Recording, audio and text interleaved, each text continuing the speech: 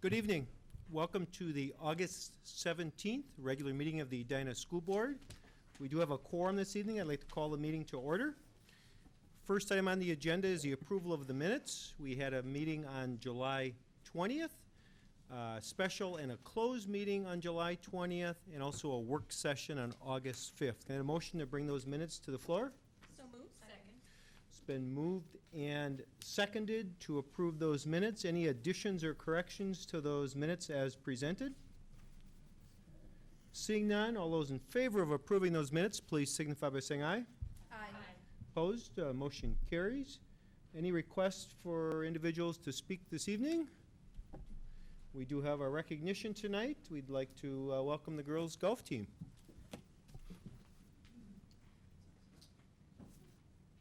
Or their representatives. Yeah. That's what you get. Here we are. Hannah, thank you for being here. Yeah, thank you. Coach, congratulations on a great year.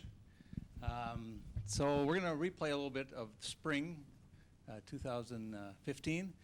First of all, Coach, how many years have you been at it? This will be my 20th year in the Edina Public Schools, and I think I've been coaching for 18 now, and the varsity coach for probably 14. Okay, so let's talk a little bit about the season. Going into the season, you knew you had a strong team. What were some of the hopes and dreams that you had of the team? Well, every year you hope that the girls are going to have, number one, a really good time. I mean, I think that's been the hallmark of all our squads, is that we really try to build team chemistry early in the season. And then I'm very fortunate to have the support of many of the Edina families and the institutions of golf that help us grow our program year in and year out. And so as the year began this year, I knew that we had a pretty good team that was returning. We had gone to the state tournament the year before.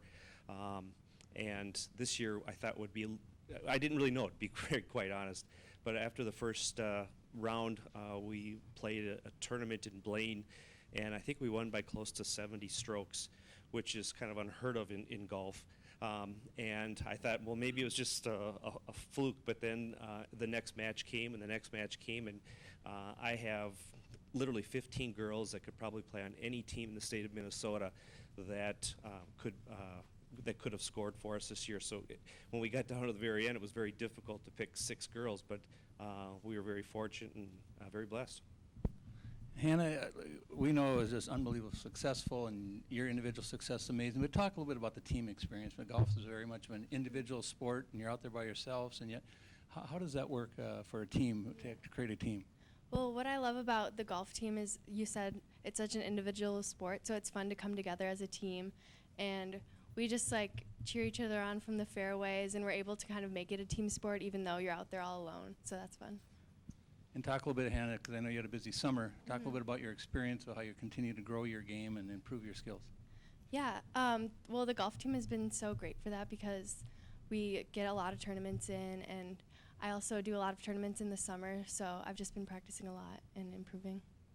Great. Coach, I have a question for you. Watching the PGA yesterday and just over the summer, just seeing like the game has transformed itself again, and looking at the numbers that the girls had throughout the season, have you seen that change too? And how do we get these low numbers that kids are now playing from the same distances?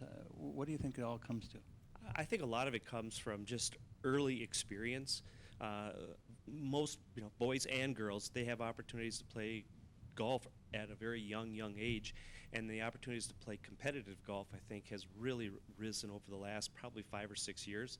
I am still shocked at my first days coming in, and we would maybe have one girl that could perhaps get as low as a 70, like Hillary or Kaylin Anderson when I first started, and everybody said that was going to be an anomaly. And this year, I think I had close to 9 girls that were shooting under 80 at some point in time throughout the season. And I just think that a lot of it goes to just the dedication that the kids put into it, and good coaching and good mentors with whether it be a parent or whether it be a golf professional or just friends. I think is a good thing. Great.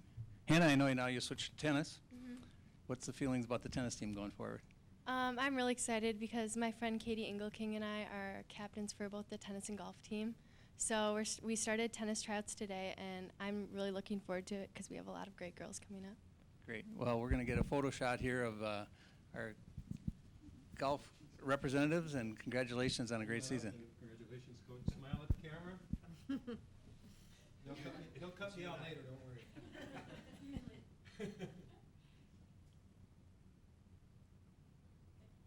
Congratulations. Thanks much.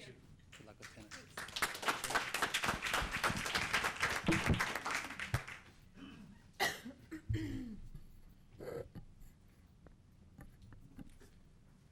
Rick, could you please walk us through tonight's agenda? I do believe we have an addition to the agenda as well. Do we? Yep. So we are looking at a little bit of a different format again to try to improve the flow of the evening, and so we've got a little bit of a different flavor. I'm going to talk a little bit about some of the meetings that occurred earlier this month. We had an August 5th work session for the school board. At that time was a lot of planning. This was a great time for planning for the board, so the board did meet and had a facilitated discussion just about our leadership plans, and we also had a training session around our equity work as a school district and the role the board plays in that leadership. Earlier this evening, we did have another survey, or another special meeting where we learned more from the community survey results that occurred, that were taken by our pollster after the referendum in May. Again, very positive results. The community continues to support the good work that's happening in our schools and learn some good insights on how we can continue to keep our community engaged as we look to the future. The second portion of the meeting was talking about our next generation construction. Von Dirk from Wold Architect was present and kind of gave us a flyover of where we are at this point in time, and a lot of their focus has been on the high school and some of the preliminary discussions on schematic drawings of the high school. For those viewing tonight, I would encourage you to go to our website, and if you do get to the facility launch from there, you can go right down into following all the meetings that we have related to our core planning teams, and the high school is the one that's off and running right now, and there's a lot of good information there. Tonight we'll have taken action on the minutes and also celebrate the girls' golf. We have a consent agenda, and again, we're changing the format a little bit to try to improve the flow of the board meetings, and so this is just a little bit of a pilot project. So we have more consent agenda items. They're based on the fact that it's routine business or the recommendations that were discussed at a previous meeting and just going forward with action with no changes.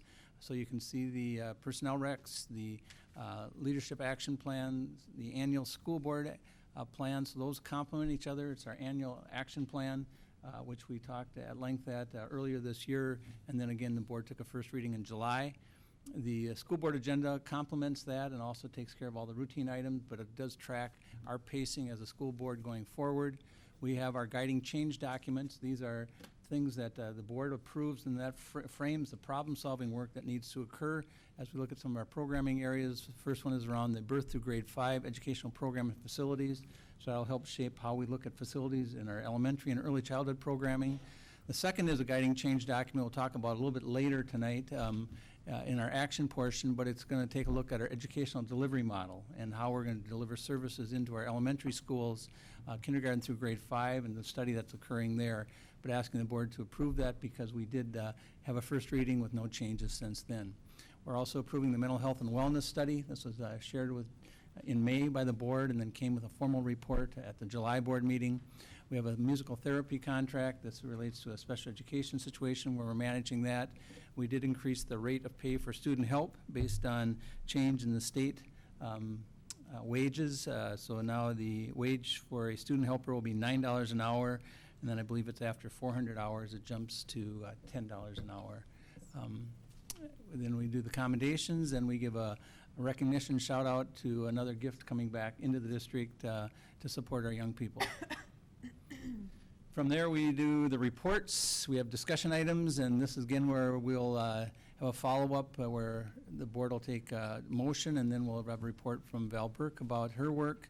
The district committees, we'll be learning more about that. The school year calendar, we have some policies we'll be looking at. The action, we'll have an improvement on a work agreement with the Health Service Associates. General election, we have candidates running for the 3 positions. Maintenance plan, there's our recommendations around K-5. Again, a lot of policies were discussed at the July board meeting. We'll be acting on several of those, may have some minor tweaks and twists on that.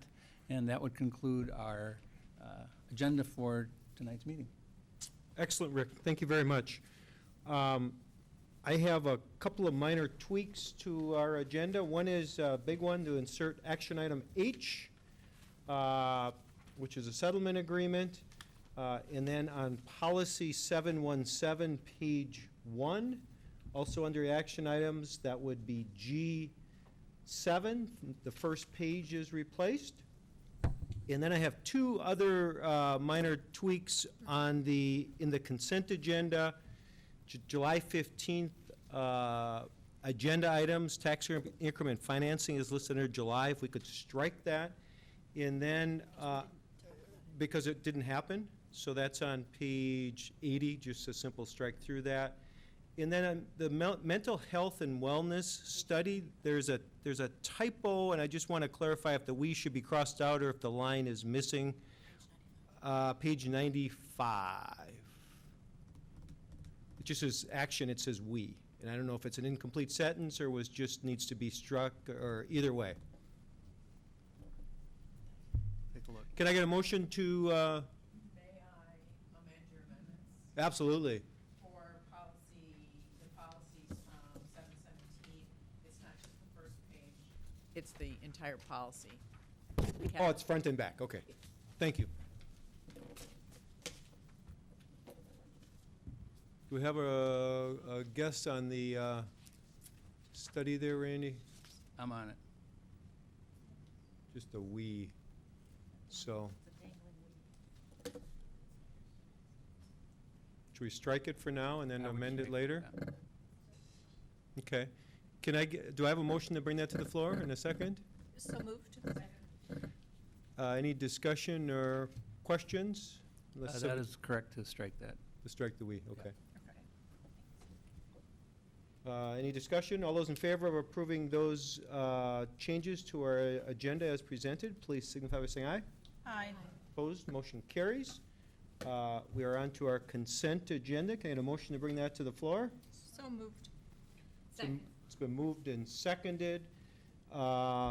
Rick, could you walk us through the detail there? Okay, I will. I, again, kind of highlighted it already, but again, the personnel recommendations, we do have a variety of recommendations, obviously. It's the closing in on the new school year.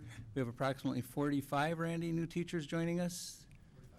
45 new teachers. That training started this week, and we have our welcome luncheon tomorrow, where the board welcomes the new teachers in.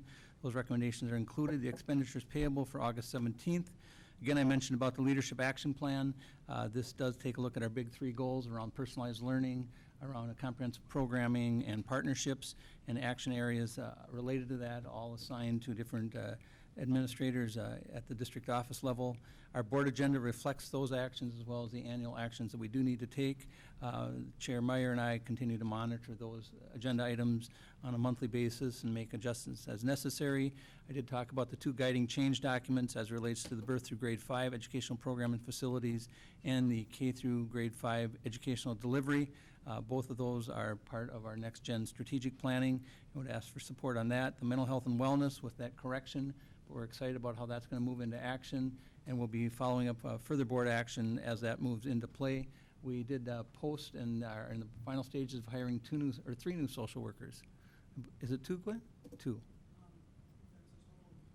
Three new social workers that will help support our mental health and wellness initiative for our students, and we're excited about that. Musical therapy contract that I mentioned, that's part of an individual guided education plan, and then the rates for pay for students as it relates to the increase in the minimum wage at the state level, and our commendation of the golf team, as well as the gift from the Lake Harriet Masonic Lodge. Thank you, Dr. Dressen. Any questions regarding the consent agenda, or any items that anybody would like to remove from the consent agenda down to the action portion of the meeting? Any discussion? All those in favor of approving the consent agenda as presented, please signify by saying aye. Aye. Opposed? Motion carries. We are on to our leadership update. Dr. Dressen. I'm going to ask that to get pulled up, please. You check on that with Al.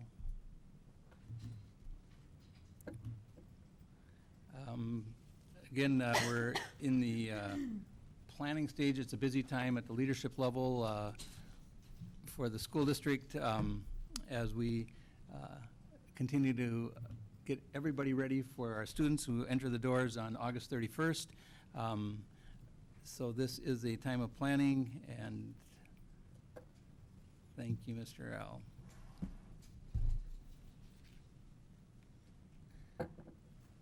As we start a new year, we love to start with our mission statement, 47 words, hasn't changed since the late 80s, very powerful around partnership, around the whole thought of educating all individuals, and finally on a powerful statement at the end that says thrive in a rapidly changing, culturally diverse global society, and that's what our strategic work has been about.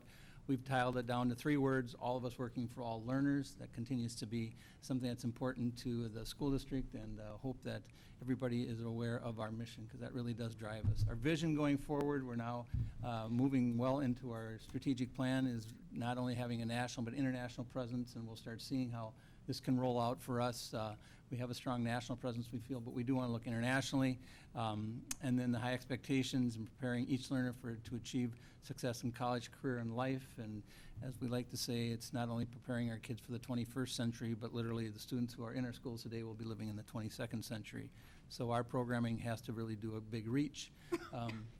This is, I think, a fitting cartoon to what we're about as a school district. We're really taking a look at the M&Ms saying, let's change the system rather than us trying to fit into the system. And that really is our next generation Edina Public Schools. And that's the work we're really trying to do in our efforts. I'm going to call on Randy Smazel, if I could, to just talk through this slide, Rand, about personalized learning framework, because I think it really does talk for both the board and the community a little bit of our shift and the reason about the why of our next gen. So we've been working on a graphic that tries to describe the old educational system and the new educational system, and why the old educational system was in place and how it worked, and why there's need for a change. And if we look at the old educational model, the goals of that model were really to prepare people for an industrialized society and largely a local economy and local stewardship. And because of that design of that model, the model was really about identifying talent and sifting and sorting students. And it was about high levels of learning for some students, but not necessarily for all students. And it was about determining a path for some students to go to college and other students to go to other types of jobs and careers, et cetera. And it was really a focus on knowledge and information. And it was driven by textbooks. Those were the sole materials where curriculum was available and learning experiences would come through textbooks. And it was really a factory model framework in that it's about compliance, it's about seat time, and a common pathway for all learners. And that's the original design of the United States educational model. And for its time, it served a purpose. But we're in a very different time now, and our educational model is about preparing kids for a 21st century and a global economy. We're more global than we've ever been. We had a speaker this morning just talking about some statistics around that, which was very impressive. It's about global stewardship, and it's about innovation. So the very output of the model has to be different because it serves a different function now than it used to. And the different function is that it's about developing the talents in all learners and not sifting and sorting. And it's about high levels of learning for all. And it's really about equity and about creating equitable learning environments for all students. So again, that's a different purpose. And because it's a different purpose, it requires a different model. So part of our what now is our educational competencies. A well-rounded education, including wellness, creative, innovative thinking, global competency. And so our educational system's really driven by the learner outcomes rather than the textbook. It's driven by our standards and our common assessments. So the new framework, instead of a factory model framework, is a personalized learning model framework, because it's about the individuals. It's about partnership between the teacher and the student in the selection of voice and choice and the pathway that that learner is going to take to get to those outcomes. And it's about collaboration between our educators and our administrators, because we don't have all of the expertise to do the job anymore. But the team of people around students, the team of people can have the expertise. The job is too hard to do it the same way we've tried to do it in the past. It's about competency and proficiency versus seat time. And last, it's about multiple pathways, pathways that engage learners. And those pathways are determined based on interests and or passion students develop to engage them and to motivate them. So a new model for a new age and a different framework. That's where we're headed. Thank you, Randy. So as we look at this, our next 2 years really are going to be this phase 2 of getting to that launch point. The fall of 2017 is going to provide us a lot of opportunities. So we're advancing all of our work, but in 2017, that's when we are able to make the grade level configuration changes. That's where some of our programming will be aligned, and then we'll take off from there to 2017 and beyond to continue to go after this new vision that Randy shared with us. It's a very exciting time for Edina Public Schools. Again, it's done through this team effort, and so it isn't a hierarchy by any means. The board just works with our leadership team, with the administration, with the various parents and students and staff, working with the community, all of us pulling for all learners. And so really it is this team effort, and that's how we'll be successful. Our theme for this year is I Am Edina Public Schools, and it is a thought of saying we all part of Edina Public Schools. We all bring talents, we all bring skills, we all need to be supported, we all have stories to tell.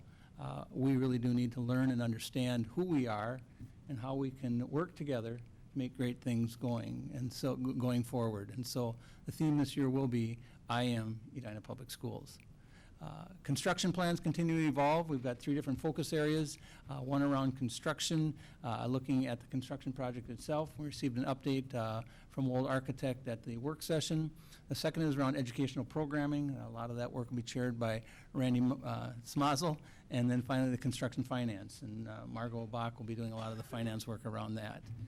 They'll be focusing in on construction, be looking at curriculum, both at the high school and the middle school level as well as the elementary. Also, we're looking at time and schedules, so we're really trying to restructure how we can make our system become that next generation effort we need to, and this will be the opportunity to do it. So there'll be a lot of teamwork, a lot of staff involvement, as we've done in all of our strategic planning work going forward. Some targeted studies as we do this work is around special services, making sure that across the district we have a strong place. We've got a second year of our strategic work, but this is really taking a look at how we use our facilities, our center-based programs, for example, making sure they're located in the right places within the schools and within the district. Our district media and library services will be another area that we're going to study because, again, across the board, we're taking a look at what does the next generation media and library services look like, so we continue to serve that appropriately. We have a variety of user groups we'll be calling in around athletics and activities, around community education, our guidance and counseling, as well as the environment. So a lot of different groups will be helping in the design of the work. Also, school board filings. We've got our candidates. Some of them are here today. Who will be part of an election in November. As part of the process, we've already had an informational session available for the candidates. There'll be 3 spots open, and the board will take action later tonight on some of the details. The terms will begin January 1st. We welcome them to the team and be part of the I Am Edina Public Schools and the journey going forward. We'll continue to have informational sessions for these candidates as they roll forward. And then finally, the 2015-16 school year begins August 31st. And before you know it, June 3rd is upon us, and it's the last day of school.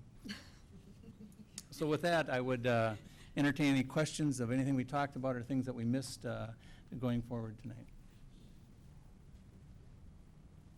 Questions, comments, leadership update? I love that. What? I love that why, what, how slide is great. I think that's really helpful to understand why we're doing what we're doing, so. Yeah, I thank Randy and his team for working on that all summer, literally, and that's going to be one of the slides that we want to get out there as much as we get our mission statement out. I think it's important. Excellent. Thank you, Rick. Next up, we have our community education study with a report. And it's for action, or it's for discussion? Discussion. Oh, yeah, excuse me. I want to welcome Val Burke and a few of her colleagues. Megan Laurie have been doing a lot of work literally over the past year, Val, on this study, and worked closely with TeamWorks International on this. This is the final strategic study that we need to complete our continuum of birth through age 85 plus, and we'll let them take it away. Good evening, members of the school board, Superintendent Dressen, colleagues, and community members. I'm Val Burke, the Director of Community Education Services, and I brought some of our other community education leadership team with me to contribute tonight. Lori Den is our Coordinator of Family Education, programs for 0 to age 5, as well as our parent education, which serves pre-K through grade 12. Meg Burke, Youth Programs Coordinator. Oh my gosh, excuse me, Barrett. We're on a B, that's right. Meg Barrett, know her, with youth programs, oversees school-age care, K-5 in all 6 buildings and in our ECC, our middle school program delivery, including middle school sports, and community service and service learning at our secondary level. I'd also like to introduce Andrea Bernhardt, who is our Learn, Serve, and Connect coordinator. She oversees our adult and youth enrichment year-round programming, our Family Services Collaborative, which is our Edina Resource Center, and our volunteer program supports. Seth Ryan is our 4th coordinator in of our team. He could not be here tonight, but he is our operations coordinator and oversees our HR, finances, and customer service delivery model. Finally, I'm introducing Leah Foreman, a graduate student who is both a program supervisor with Concord Elementary Kids Club, but she's also interning with us as she completes her master's program in community education services with the University of Minnesota. So let's begin. The educational competencies, as well as our guiding change charge, have focused our community education plan on how we can create stronger alignment between all parts of the system, so that we can not only leverage resources to create a seamless delivery system, we also have the opportunity to create spaces and places for students to ask questions, work collaboratively, and become problem solvers and participates in their learning and recreation in an extended day environment. Our process began with a large group of folks reviewing some background documents, the state legislation, our district policy 902, finances, the guiding change, the educational competencies, which truly create a common language for our in-school and out-of-school staff to intentionally connect. We also looked at our program portfolio and the next generation plan. Our process has been year-long, and it began in the fall when you, the school board, approved our guiding change. In December, we began a work with a large, broad-based group of community and staff to complete phase 1, where we identified key trends and influences that affect our work nationally, community-wide, internationally, and beyond. We also developed a framework. What are the core strategies and vision statements that we were going to work from, and a descriptive vision of what did 2018 look like for community education services. We continued our work and brought together our leadership team and our managers in February of 2015 to complete phase 2, which took a deep dive into our program portfolio. We looked at what we wanted to keep and maintain, what we needed to improve on, and how we were going to create stronger partnerships to truly bring in community resources, time, and talents to support the work of next generation learning. The recommendations in our report are presented in a way that link back to the guiding change charge and our identified key strategies. Recommended actions are provided for the 4 strategies, our vision outcomes, and the key strategic shifts, and actions are identified in a phased-in 3-year approach. We understand clearly that we cannot move faster or slower than our birth through grade 5 study or our secondary study. All 3 of these studies are truly interdependent. Our recommendations frame an early education through grade 12 and beyond lifelong learning institution. We value current successes, we enhance our accountability through vision cards, and we unlock existing limits of learning. Our recommendations require us to shift our work. We're implementing coherent and comprehensive educational programs. where we create information sharing loops intentionally for in and out of school time staff. We create and sustain effective and valued partnerships to truly bring in the community's time, talent, and resources. We develop and create intentionally designed flexible space for all of our learners and develop clear and effective communications. To bring this to life, I thought it would be helpful to have Meg and Lori talk a little bit about some of our strategies for year one. One of them is the Targeted Services Initiative. Meg? Thanks, Val. Yeah, Targeted Services is a program through the Minnesota Department of Ed, which maybe most of you know. We call it Success Centers here in Edina, summer school at our middle school levels. And it's for students in grades 1 through grade 8. And what we decided to do this year is, as we looked at the qualifying standards for students who could participate in targeted services and or success centers, we looked at those qualifying standards a little bit more broadly this year. And we met last winter and had some discussions about how we could combine our summer programming to really reach out to lots of students and really look at it, the all-for-all model, so that we could have all students participated that really could use it. And so by combining our efforts with ESY, so special services, and of course targeted services, and then we looked at Kids Club Wise Guys Surge and our enrichment program, we decided to combine the efforts and run the program, the 1st through 5th grade program, here at the Edina Community Center in Normandale. So then we were able to provide busing for all those students who were participating in targeted services, which was a big win for us, as well as our ESY students and our some of our students that participated in our enrichment classes after Success Center, which was another win for us. But getting there was a big deal, really, because we were changing the model a bit of how we ran Success Center. And so back in January, I met with the lead teachers for targeted services and teaching and learning staff, and we went through a guiding change model to really relook at how we are going to deliver this program.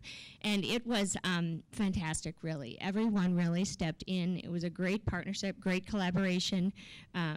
Like I said, we had teaching and learning. We had Scott Wilbur, Caroline Linden, let's see, who am I forgetting? I have all their names down. Deb Stortz and Gretchen Lund, and along with Brianna Carlson, Kate Perardi, Mary Smith, and Laura Hansen. Those last 4 are the lead teachers for targeted services. And we really worked hard to pull this together. And like I said, it was an amazing team effort, and I applaud all of them because we were able to pull it off. We had 305 kids participate this summer in targeted services, It was really a joy to watch it all unfold, actually. We had busing, kids coming off the bus, and kids were super happy. The teachers were really excited to be there, too. Like I said, we changed the model, so we had some reading, some math, and some explore classes. We called them explore classes. There was art, team building time, and music.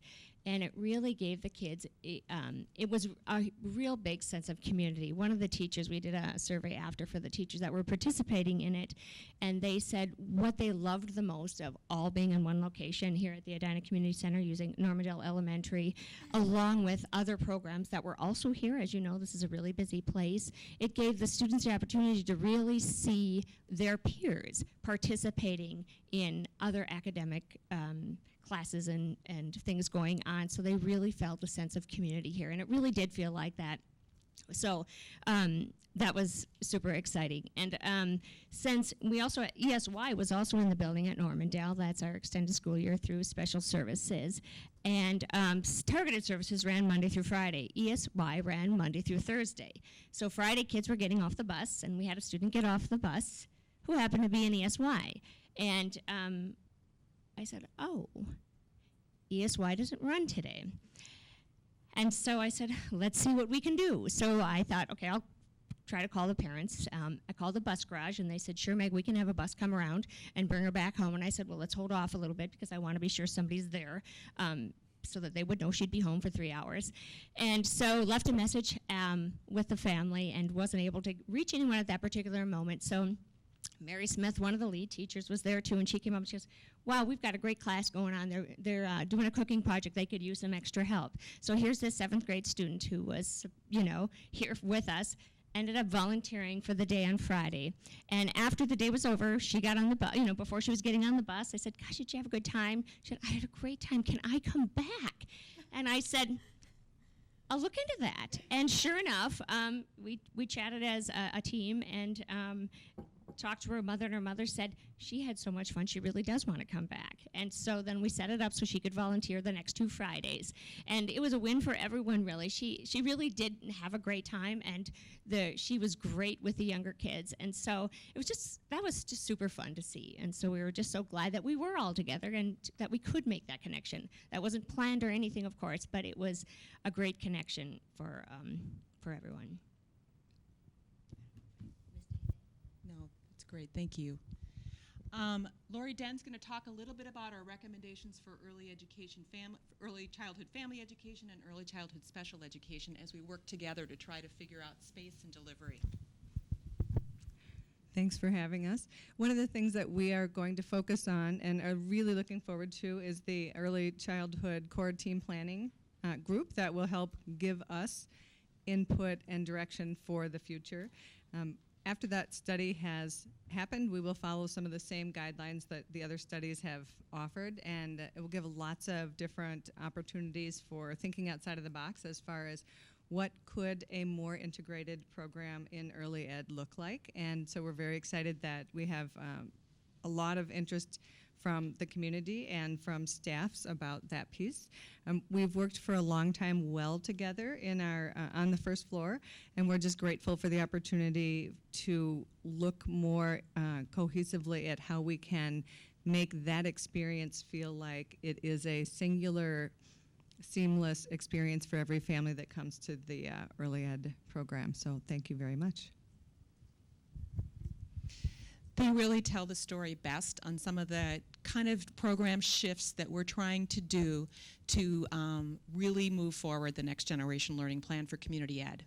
In addition, we're going to be developing community and business partnership language and goals, partially to bring clarity to roles and set expectations of benefits for all of the partners involved so that we can truly measure if we're getting where we want to go and we can truly engage all community members and student volunteers.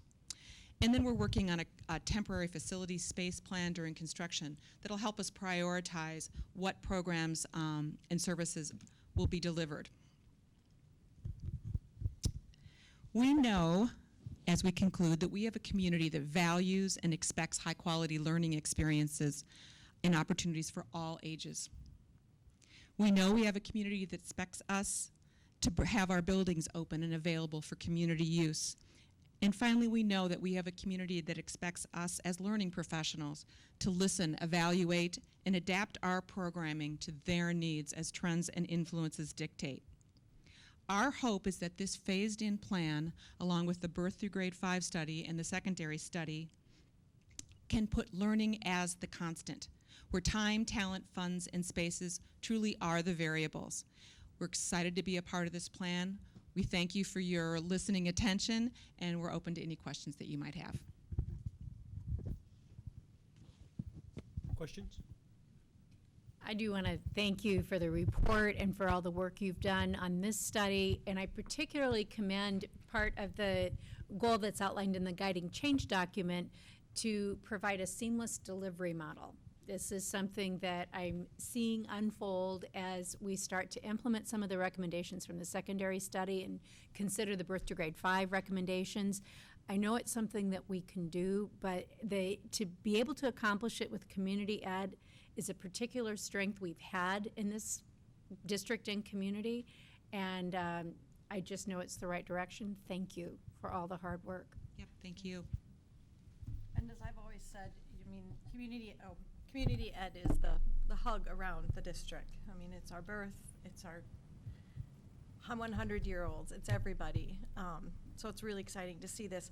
I had a question actually for you, the program you were talking about, the summer program. Can you talk a little bit about the outcomes for the kids as well that you saw with changing the program to all being at Normandale? Yeah, like I said, I think it was great for them to see all the other students as well. So it gave them a sense of, this is a really positive place. This isn't some place I just have to go because I'm not doing very well in reading and math. And it really did, I feel like that was a big part of it. I mean, there was much more to it too, and the teachers could speak to that, of course, as well as what they were learning in the 3 weeks and the progress that they made, because there was a lot of feedback back and forth through the teachers and the parents, of course, with each individual student. But I think overall, it really did seem like kids felt like it was really a sense of community, and our theme was community, and I think that that was really really positive about that, and the positive interactions with teachers and students, and I know that happens across the board, you know, all day long, every day during school, and it was just really fun to see that in the summer, to see that action in place and see kids really excited about learning. And everyone, you know, there was one student that struggled a little bit every the first 3 mornings, and I go in to help him. He's, you know, I've got a tummy ache or something like that, and as we worked through that, all of a sudden he'd see his classmates gathering together to do story time or whatever it was, and I said, wow, look at how cool stuff they get to do, and he'd be charging right back in and just fall right into it. And so I just feel like that positive approach to learning, really, and making everyone really, I mean, like I said, the teachers were just lit up. I mean, it was super fun to see that joy in everyone's face, and really happy to see everyone there, and I just think that was a super positive experience for their social and emotional development as well. Thank you, Meg. Val? Your larger report has 4 major recommendations, and then under each recommendation you have many more recommended actions for the next 2015-2016 school year. So what you presented us today with the 4 on that slide, that's just a highlight of the That things. was just a highlight, Right, so you're we just could share picking out some- some of the cool things, but that you actually have many, many more action steps for this year. And so if the community wants to see the full report and all the action steps, I assume that's up on our district website so people can see After that. tonight, we'll link it up so people right. can take a look and hopefully contribute time and talents if they choose. Thank you Great, for thank asking. you so much. Yep. This may be for Val or Rick or whoever, but as part of our overall construction, how are we thinking about community ed and spaces outside of this building? And are they going to change in a meaningful way as we sort of view it the next, you know, when the construction is done, I guess? Kind of 2 parts to that. One, with the temporary facilities plan, we'll take a look and prioritize what needs to be delivered as we go through construction. There are things by law and that we need to, and that the community has expectations of. Meanwhile, I've been working with Margot Bach on looking at lease levy potential opportunities. Contacted the city of Edina and Parks and Recreation and other area churches and places where there are spaces. So we have at the ready space as our construction plan unfolds. We'll have a committee that meets the month of September that also are from teaching and learning, some of our building principals, and so they can also create and put in input that there are programs that we may have to contract slightly during the process, and they can have input. All to get very, very excited about when we implement 10 buildings worth of next generation space. And there you could tell from the report Dr. Dressen gave earlier, we're a part of the input team along with several other groups. So we're really hoping that as we create our elementaries and our middle schools and our high schools, that the learning that we've put forth in our recommendations will be also a part of how we're going to define specific space for our out of school time. How do we really look at middle school as we free up space in this area and this little triangle here, so we can really enrich the middle school learning and extended day opportunities. And then in high school, how can we enrich service learning so it reaches beyond a small segment of our, and really embed it into some of the ways we deliver our extended day. Does that help? Yes. So I think that's on the temporary. I'd just like to build on just once we get this project done. You know, I think this thought of community is really, that's such a strong word in our mission statement, the whole partnership piece, that we do want that. The research is showing that we need to continue to have that the student learning experiences are going to go beyond the classroom walls, beyond the school doors. And we also know that there's going to be learning that the community is going to want to come into our schools. Yes. And so even the design of our buildings are going to be much more accessible. You're going to hear the word commons used quite often, and commons is the gathering. It is the gathering, and so we're going to have learning commons and student commons and community commons again, and it speaks very philosophically to how we want our buildings designed with security, you know, with all the necessary precautions, but there's going to be a lot of opportunity because we are going to be opening the doors to make sure our students who are age appropriate are out in the field learning, but open the doors also to our community and our businesses who we may have some services that we can, make it cost neutral, but we can access for them. And so we're excited about those opportunities. Thank you. Additional questions or comments? Thank you all. Meg, Glory, Val, thank you. Yes, thank you. District committees? Annually, the board does approve district committees where we involve community members. This is a responsibility then of those who oversee it to coordinate that effort. We do advertise through our website to seek candidates and then also try to get good representation once we have that pool identified. The Mental Health and Wellness Advisory, that was just approved last month, so we're still in the process of identifying key team players to join in that membership. This is one of those ongoing that as we finalize the committee, we'll likely bring it back to the board as either information or in the consent agenda item. But again, we rely heavily on community and staff to help us shape decisions and carry out the plans that we have. And we're continuing to look at new models of other than just having to be present through a committee. What are other ways we can connect? I know Susan Brott and her team are looking at some communication tools where we can get input in new ways. So we're looking at other ways rather than the traditional committee process to continue to grow our partnership with staff, with community, and students. Thank you, Rick. Go Question, ahead. just for the community who can, just with any of the spaces that are yet to be filled, how can the community make a contact if they have an interest in any of the positions? So right now it's on the website. Frankly, it's kind of not all that prevalently seen on the website, so we're trying to make that a little bit more noticeable, and we'll be pushing it out here as our community kind of starts to pay attention to schools again when we get back to school, to let them know about some of those new openings and with kind of the new, some of the committees have sort of sunsetted and we have some new ones coming on, so we want to make sure that those opportunities are available to our community, but we'll be promoting that through our website and our regular communication channels. Great, thanks. I just had one question. Under Student Wellness Committee, did we want a board member on that committee? I didn't see that we had one there. We have not historically had a board member on Student Wellness Committee. It hasn't been a committee of the board. We have had board member representation when we do the bid committee Right. every 3 years. So, but certainly whatever the wishes of the board. Any other questions or comments?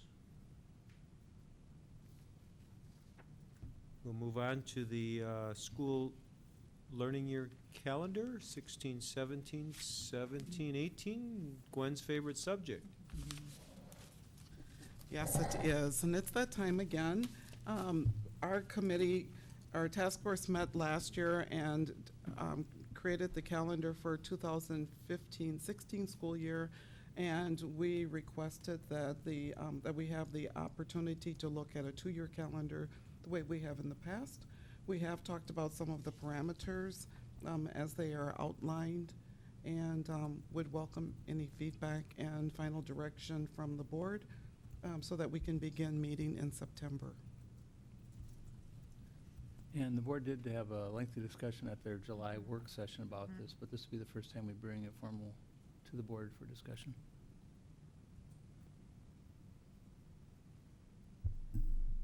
Any discussion? We've seen this a number of times. As Rick mentioned, the one thing I keep looking at is the start before Labor Day. When you have a late year like this, splitting the semesters is hard unless you're going to do it 2 weeks before. And so I did some math, and we don't have to go there here now, but really if you do it the first Monday after the 20th of August, it sort of gets us what we're looking for. But we can debate that another day. But because there are some years where 2 weeks would make sense to have our semester break at before the winter holiday break. Yes, I would agree with you. I've done a bit of the math, but that will be one of the challenges that our task force will look at, and as it's indicated in the parameters, that's one thing that we should consider to have the first semester end at winter break time. It's a natural break, and it truly gives our students a real break, as opposed to having a break and then getting ready for finals just after winter break.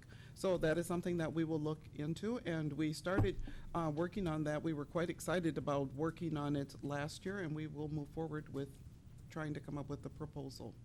At the same time, we realize that we do need to balance the semesters, and that is our challenge. And But we are up for challenges. So. And when we were discussing this, as I recall, a lot of the discussion, we were talking about the feedback that we got, the extremely positive feedback, particularly from middle school and high school students who were able to actually, high school students who were able to have a break at Christmas rather than still being in the thick of, finals coming up right after the winter break. So I know that was a big parameter in actually adding, a result of trying to end first semester prior to the winter break. Yes, and one of the changes that has been proposed on the parameters is that we will come back to the board with recommendations, and we will share the positives and challenges with each of the proposals that we bring forward, and then we will leave it up to the board to decide the final calendar for 2016-17 and 2017-18 school years. Is May term, are we trying to define the length of that, or is it more calendar-based? I don't have a preference, I'm just curious. The calendar committee has been responsible for the full calendar. They are not working on the May term, but we do have some high school representatives on the committee, so that we will be getting input from them and direction in terms of what the high school is proposing for May term as well. What's our timeline that we're looking at for when we would see something back out of your committee? And I'm not trying to push you to work harder and faster, I'm just wondering. Sure. What we would like to do is begin meeting later in September. We'll get the school year started, and then our plan is to come before you in November with the plan, because we realize that the sooner final decisions can be made for calendars, that makes it easier for families and staff. Gwen, I'm concerned that under results, recognizing the time challenges caused by school construction projects doesn't really fully represent the issue that we're concerned about. And I think the committee is aware of the issue, but I think there's a broader issue in terms of the result is to accommodate the requirements of construction in terms of maximizing the amount of time we have to do work when the weather accommodates it, and also to accommodate the desire to earlier bid processes so that we can hopefully save money in construction. And I think this gives you adequate guidance, but I don't think it creates an accurate record of why we care about it. And I'd like to see that a little more accurately stated. Duly noted. And then Gwen, do you have a full committee now? You're set with your participants? Yes, it was great. It was a great committee last year, and every single member said they wanted to return, so. Okay. And I can finally say, yes, we're ready to meet, because they're anxious to get started. So Good. It's a great group. Good. Additional questions, comments? I do think one thing, just because we did actually have a lot of discussion about this at our work session, pointing out that, one of the things that came up last year was and over the last 2 years, is our early releases versus late starts, and finding a balanced mix of those. And then also making sure that we look at calendars, that we time those at appropriate times around breaks. Because I know that was something, so we had discussed particularly last year was spring break, and then having the late start versus early release. We got a lot of feedback on that. So little nuances like that, I know you're already more than aware of that, but we did discuss a lot of that. And that the balance, especially, with the ECFE program, if we had all late starts, they lose out tremendously with their program. Correct, which is one of the reasons that we have 2 late starts and 2 early releases this year, and they're on different days of the week, so that we're trying to create as much of a balance as we can. Thanks, Gwen. Okay, Gwen. Next up, our last discussion item at this portion of the meeting, our Operations Policy 203. And this is, again, kind of a little bit of the format change we're trying here at the board level. That was discussion that we had at a work session earlier. And what I'd like to do is just keep this in the discussion arena probably through December. So at our organizational meeting, if we want to stay with this format, or if we have some twists and tweaks to it. We did check out what other school districts are doing and just tried to get a little bit different format and just trying this, get the flow better between reports and discussion items. And that's one of the big challenges. The other thing is just trying to be more timely in some of our action items. So we'll see how that works. Thank you. Any other questions, comments related to that policy? In the interest of the sleep allowable by the couple presenters, I'd like to amend the, or not amend it, just take a swing at the secondary plan evaluations and just go there and let you guys get home before the midnight strikes. So Susan Tennyson has been a big part of that. Randy Smossel's been a big part of that, but also Mike Vertasky and Jen Carter, who are part of the administrative team at the high school, are also present. So if there are questions of the board, one of the things we talked a little bit about that we want more background information that's provided in the board background information is the May term project that we're moving forward for spring of 2016. And we asked Jen and Mike to pop in and give us a quick flyover of some of their learnings. Maybe I'll frame it with Randy or Susan Tennyson, anything that you want to bring up before we turn it over to Mike and Just that we're terribly excited to have May Term for All this past year as a pilot, and it's an opportunity in which we explore personalized learning, giving students an opportunity to design their curricular experience, their learner experience. The end of the school year has traditionally been a tough time to engage students at high levels for high levels of learning. And so one of the innovative ideas around this May Term for All is really related to motivation. How do we engage kids? How do we make the best use of that time to create some efficiencies, some high levels of engagement, lots of learning in the spring when the AP tests are done? And so this is one of the innovative pilots, engaged a large number of kids in a personalized learning framework, and we think there are some great successes in here. So I'll turn over to Mike and Jen. Just one point over. Let's, can I get a motion to bring this to the floor in a second? The item is on the floor. Thank you. Welcome. Agenda item F. F, Mr. yep. Chair. Thank you. Good evening, Dr. Dressen and members of the board. I want to thank you again for having us come forward and talk about our excitement around our May term experience that we had this year, student engagement, as Randy mentioned, and our excitement moving forward. I want to emphasize one thing, in that the May term project that we have completed this last spring, we are still in the process of analyzing both student survey, parent survey, staff survey, as well as the structure and the outcomes. We did have over 97% of students achieve their learning targets, which was great. We are in the process of evaluating all of the courses that we offered and also tying it potentially closer to some capstone work that we're looking at. What we want to emphasize is that this was a pilot. We had a great first experience. We want to build from here as a foundation to build upon and center on excellent education and engagement at the end of the year, as well as potential for individualized learning. I'd be happy to take questions. In your packet, you'll notice we have projected budget for May term 2016, May term for all 2016. I have one question on the budget. We show for revenue some course registration fees. Can you Correct. explain to me what classes have fees? Because I was confused about that. Yes. Well, this is generally approximately how much we raised in course registration fees this year. So as we are not entirely set on the course offerings we will have, it's difficult for me to list all of the courses or some of the courses that will have fees, but we do know, for example, if we were to offer scuba diving again, and Randy, you can speak to this a little bit, there are fees associated with certain courses in terms of purchasing supplies, and so on.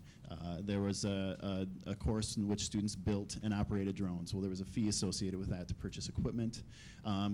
Cooking courses, chemistry of cooking, there was a fee associated with that to purchase some of those supplies as well. So that minimizes a little bit the instructional supplies required, and some of the courses will have fees for students. So, but like I said, I don't have a detailed list of that until we have course offerings. Mike, you also offer scholarships, so. Absolutely. Yeah. So that's offset on the budget, the reference for scholarships and equity, that ties back into registration fees to make it accessible? Exactly. We will have a scholarship application available for all students. Great. And then the source of funds for the scholarship, is that community opportunity for participation, or how is that? Exactly. That is our hope, to partner with community. Great. And that invitation, has that invitation been shaped yet? No. That's No. okay. That's No, part of our okay, process but we are working that's through great. right now. Okay, thanks. But back to the course fees, the philosophy is it's cost beyond normal curriculum. Is that how you think about it? Correct. Okay. Correct. Thank you. It's definitely a supply cost. It's not a participation cost. I asked the question earlier about May term. When you look at May term and looked at other models around the country, is there an ideal time? You know, is it 2 weeks? Is it 10 days? Is it 15 days? What have you seen? There are a variety of models out there, some of which spread the experience throughout the entire school year, some which put the experience closer to a January term, and some which put it at the end of the year. In terms of a range, I don't know that there is a general consistency among the range of dates. Is it 6 days, 7 days, 8 days? What is preferable? What we tried to do specifically was fit it into our school calendar in a way that's not disruptive, but catches that key time at the end of the year where we're able to re-engage students. Thank you. That's helpful.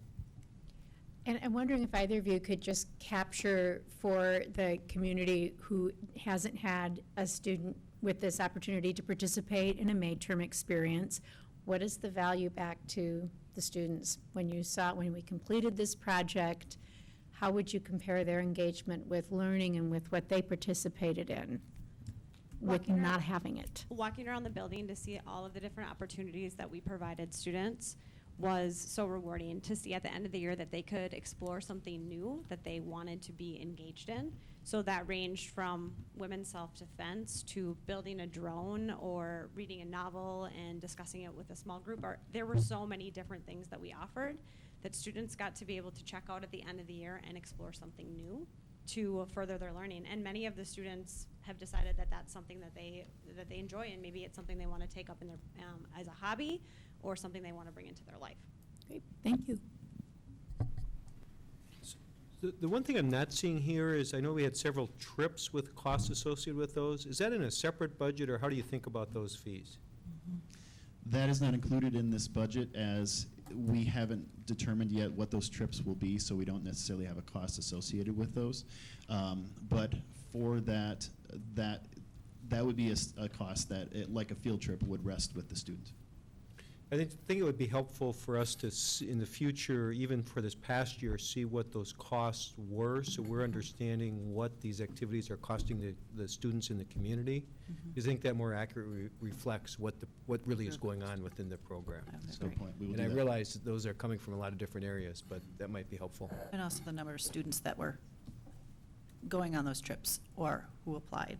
I think as the board, we've been struggling with the equity piece of those. Those trips are quite expensive, and I don't know if we truly know how many students would have liked to go on those trips but wouldn't even apply to go on those trips because of the enormous cost of those. So This year, there are around 60 students that traveled on the trips, and we're in the work of putting the scholarship application together. We want to have a very concise way that students would understand that there would be some support. Okay. And also, Mike and I are in the process of finalizing a meeting with staff around the field trip policy, and we're going to get that done during the workshop week. So staff that are involved in national trips or international trips, that we have a discussion and find out some of their concerns and challenges, but also some of the things the board policy committee's talked about, and also have some conversation with them, again, to make sure that we're meeting the mission of the district, as well as the interests of the students and the opportunities that we want to provide to all students. Can I just ask a couple questions about the budget? So do we feel that this cost will go down over time? Because it's not an insignificant amount, so can you tell me a little bit more about that? Yes, the supply budget, you'll notice, has gone down because many of the supplies are reusable. It is our hope that in the years to come, it went down from 36,000 to 25,000. Okay, that's what I'm going back and forth between. Yep. It is our hope that in years to come, we will not need the same amount of staffing because we will have Mayterm on its feet, we'll have the community partnerships built. It's a massive undertaking to pull this together in the course of the year because it involves so many key players and stakeholders. Right. When everything is in place, our hope is that we could run this with maybe half the staffing in terms of coordinator. And another piece of this year will be evaluating the course catalog and making sure that we have enough rigorous courses and diverse offerings for all students. So that's one of the biggest pieces of this year and moving forward. And I see that it says volunteer coordination through community ed, and I know that community ed through even they put a lot of work into this. They did. And I just want to make sure that we're understanding that in this budget. And I don't know if this is the right number, but just to maybe look at it again and make sure that we understand how much work. Yep. That was a really strong partnership. That was a key partnership. Yeah. Absolutely. And so we're so appreciative to be able to move forward and continue that partnership. The value associated with that was somewhere around $7,000. What we recognize is that initiative of this size, it typically takes approximately 3 years to get to a standardization. So we know that this is in the second year, that there'll be a third year that will probably continue to refine. And the other piece of this is we'll also be looking at a daily schedule at the high school level and the impact that could have on the days, on the weeks, on May term, but also staffing. So all this is going to get wrapped together. That's why we're doing the funding the way we have that staffing support right now around our strategic work. But we know and we need to have sustainability in all of our staffing models.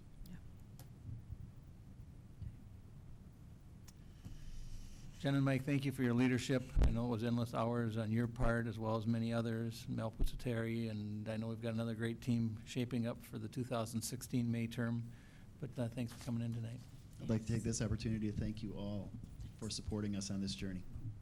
Thank you so much for your continued support. Thank you. So we have a motion on the floor. Any additional discussion or questions? All those in favor of approving this item as presented, please signify by saying aye. Aye. Opposed? Motion carries. Our next item up is our master agreement. Gwen?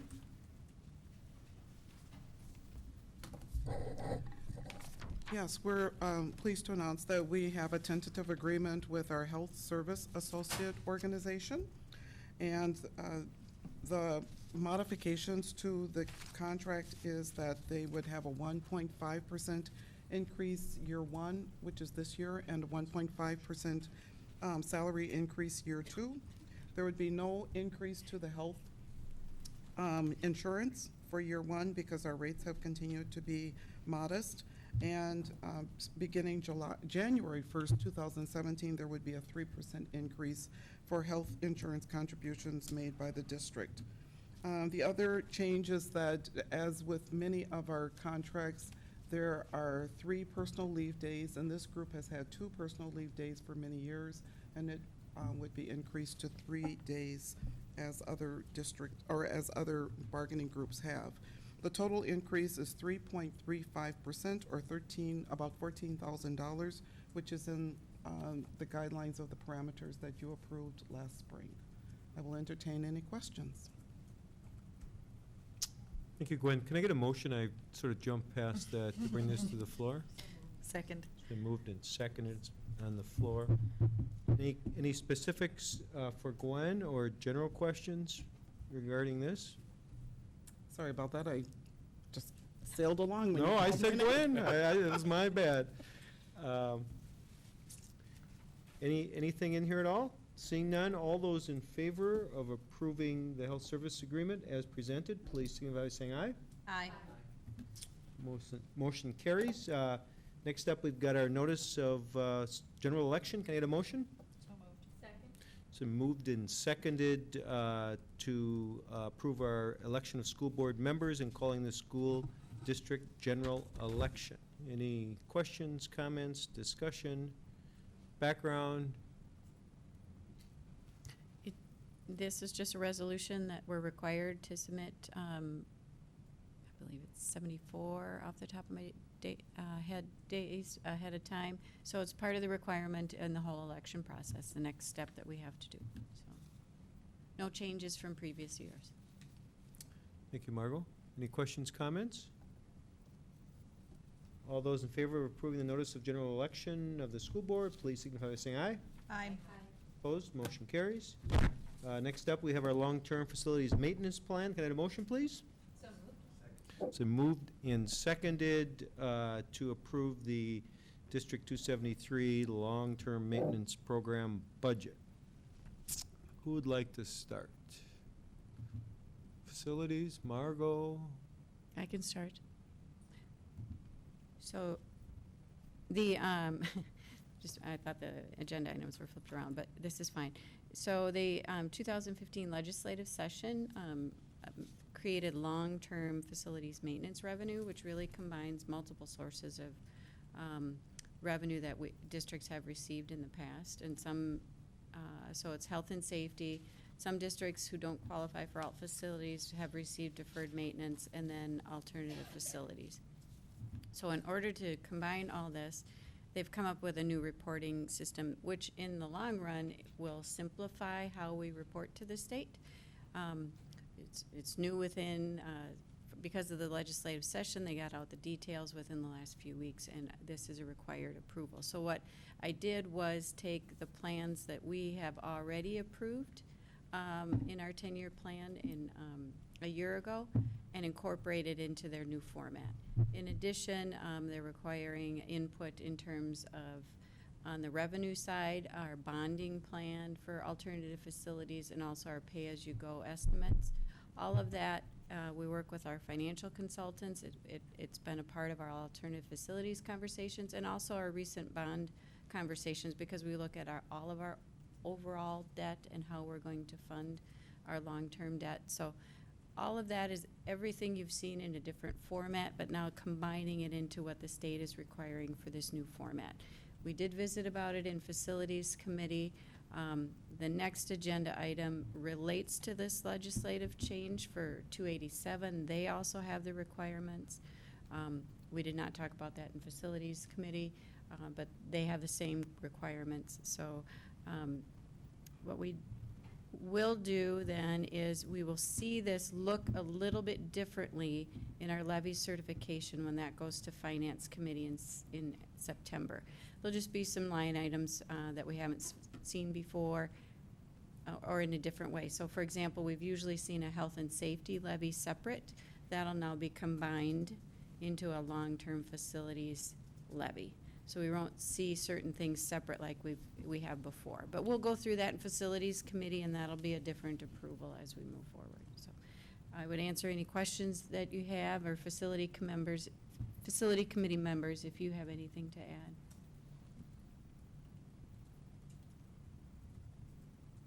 Questions, comments? Just have one question. So my understanding from your summary and the material presented here is it's the organization that's different. The amount of funding and the method of funding is not changed. The for us, it has not changed.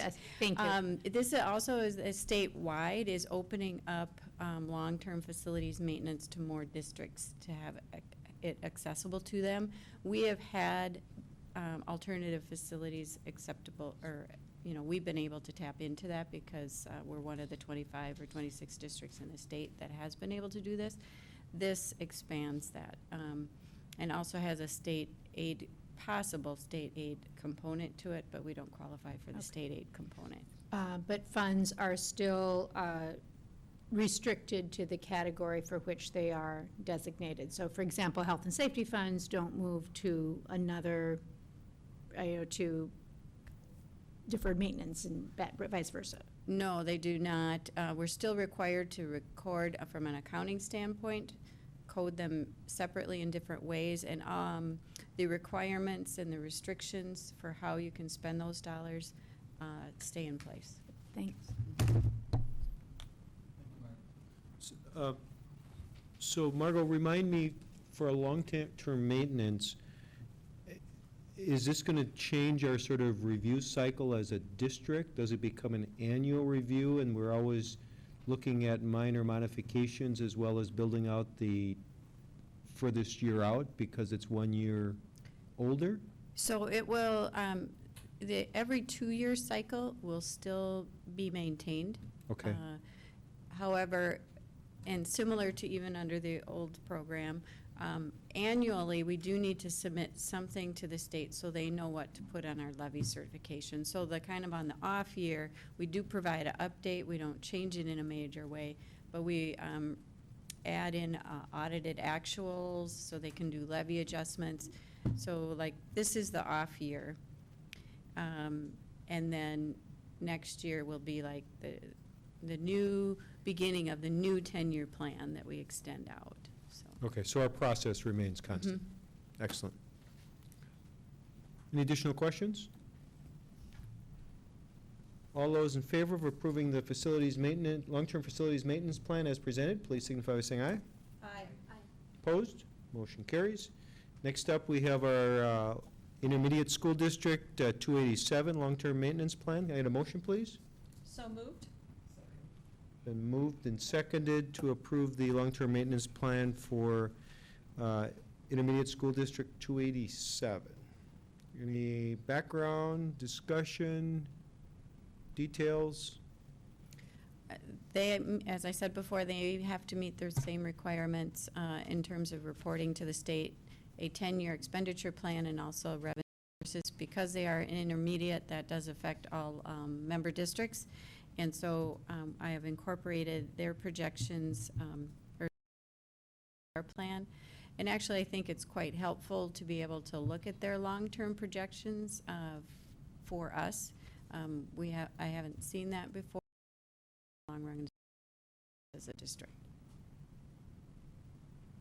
Excellent, Margot. Thank you. And so our allocated pay-as-you-go amount for Edina that's shown on that, is that similar to what we've had in past years? So again, it really isn't changing the contribution so much as just reorganizing and restating how they look at the figures? Yes, reorganizing and restating. The only thing that would change is that from what I submitted a year ago, we have a year's worth of actual expenditures versus projected expenditures. But that would occur no matter whether we were doing this old way or the new way. And our allotment there is based on students, costs of our students, or a combination? So are we talking about 287? Right. Yeah. They So we're at 5%, allocate- 5.9. Yes, pardon me? I thought I heard somebody else ask. Okay. I have to double check back at the email I received. They typically take like a 3-year average of students because sometimes we can have some fluctuations, and we worked with them a few years ago that it's better to take an average over 3 years. Otherwise, we get some major levy shifts, even on lease levy from them. And so then it's a percentage of the 3-year average for all of us. Well, that's fine. It's student head count, yeah. Any additional questions? All those in favor of approving the long-term 287 facilities maintenance plan, please signify by saying aye. Aye. Opposed? Motion carries. Next up, we've got our K-5 recommendations from the Birth to Grade 5 implementation team. Can I have a motion, please? So moved? It's been moved and seconded. Who'd like to go? I'd ask Susan Tennyson maybe just to make a few comments. Susan was kind of the point person on the work as related to the Birth through Grade 5 study, and then we can pick it up from there. Again, we had a full presentation at the July board meeting, and the plan was presented. There have been no major changes in the plan since the July meeting. Susan? Thank you so much. We have not had any major changes in the plan since we presented at the last meeting. However, I would like to update the board on one important aspect, critical aspect of our BG5 recommendation plan, and that is our educational delivery model study. It was proposed to take place in August, September, and October, and we have launched an application process for our stakeholders to participate in that study, and have outlined our work plan for that work so that we are able to come back to the board around October 1st with a recommendation that we will have made to Dr. Dressen. In addition to that, we have already reviewed the action steps for 2015-16 and begun our work around those action steps across the balance of the recommendations. I noticed that you have in hand the overview of our pilots for the BG5 program, and these are Birth to Grade 5 pilots, whereas the recommendations are actually kindergarten to grade 5 recommendations, with the understanding that we will be doing some additional work and learning around our birth to age 5 programming this fall. So as you look at those pilots, you see that we have them at a number of sites, covering a number of the core strategies, all 4 of the core strategies actually in our original framework. So I welcome any additional questions that you might have, feedback, or interests.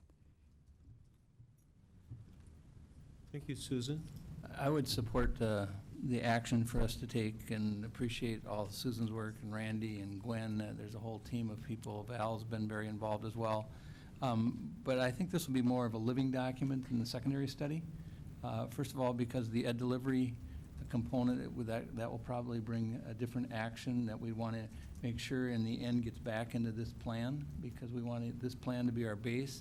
Secondly, we're still learning more about the integration rule, and that's a rule that's coming from the Department of Education. That may impact our demographics at the elementary level. Part of our strategic plan going way back was trying to get a balanced look at our elementary schools.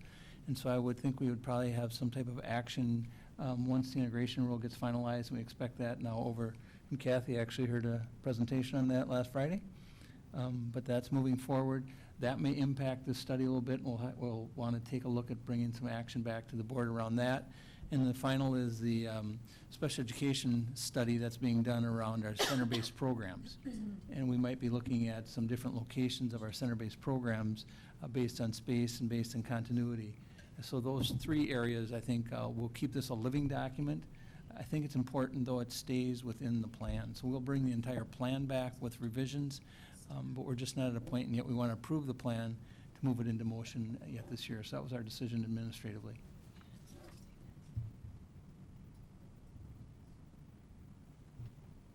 Thank you all. Additional questions? There's a minor typo on page 217, 3rd column from the right. It says net generation versus next generation. Not a big deal. Under the 216 and 17 recommendations, it just says. We'll get that corrected. Thank you. Any other discussion, questions, birth to grade 5? All those in favor of approving this as presented, please signify by saying aye. Aye. Opposed, motion carries. Next up, we have policy review. We have 8 policies. Policy 717, which is number 7, has been inserted with a new page with some corrections. And a motion to combine those into one simple agenda item for approval. I would move to combine them. Been moved and seconded. Any discussion? All those in favor of combining those items, under item G into one motion, please signify by saying aye. Aye. Opposed, motion carries. Who would like to start? I'm going to just highlight 3 from the group because the policies that are included in the packet, for the most part, don't have any changes from when we last saw them for discussion. I do want to point out a couple of things. Policy 601 for academic standards. There is some new language in this evening's packet for Section 3C that just clarifies the definition of educational competencies, and a sentence deleted in Section 4A, an intentional deletion, as being no longer necessary. Moving on to policy 613 with graduation requirements, there's some clarification in the attachment to that policy that says graduation requirements. Number 6 of those requirements is clarified in this packet. And then finally, just to point out the primary difference in the new attachment, the new page for 717 on video and electronic surveillance, the version that has been walked in this evening has the revisions from when the board last reviewed this in September of 2014. Those revisions were not reflected in the packet version. And then on top of that, from the 2014 revisions, the recommendation that's being brought forward this evening is in Section 3A to clarify that video and electronic surveillance applies to school district property that is leased. So buildings and transportation leased vehicles are included in that definition of property. Excellent, Regina. Thank you. And I do invite Lisa and Cathy to add any additions that I might have missed from what we discussed at our last meeting.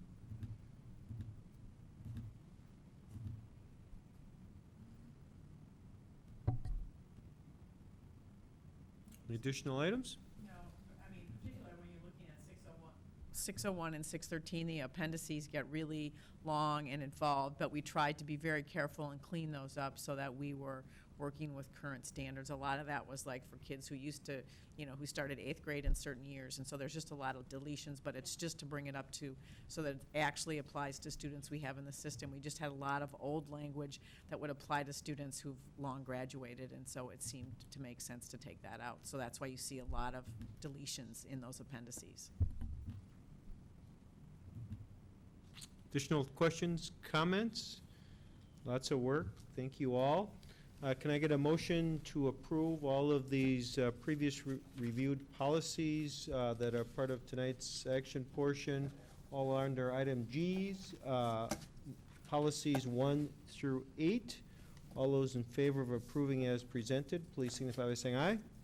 Aye. Opposed? Motion carries. Did we move it originally? Yes. I thought it was just. We combined them and moved them, sure. Yeah, we'll do a double approval to bring them to the floor. Okay, I just know Sarah was looking like she needed another note for her motions. They may have pulled a fast one there. Okay, information, anything that needs to be discussed? H. Oh, I'm sorry, we got that item we added. Can I get a motion to bring that to the floor? We had an item walked in this evening, which is a settlement item. I know we've met on this and have the background, and happy to have it wrapped up. Any additional background we should be aware of, Gwen? No, it is exactly as we have discussed in the past. Thank you. So the motion calls for a settlement agreement with Independent School District 287, Edina, Education Minnesota, Edina, and Lori Miller. And it's attached, they have a settlement agreement that we reached last week, and pleased to bring it to a resolution. Thank you. Questions, comments? Does this require a roll call? Don't think so. No, it does not. Questions, comments? Because we were aware of it, but we didn't necessarily see this final doc until this evening.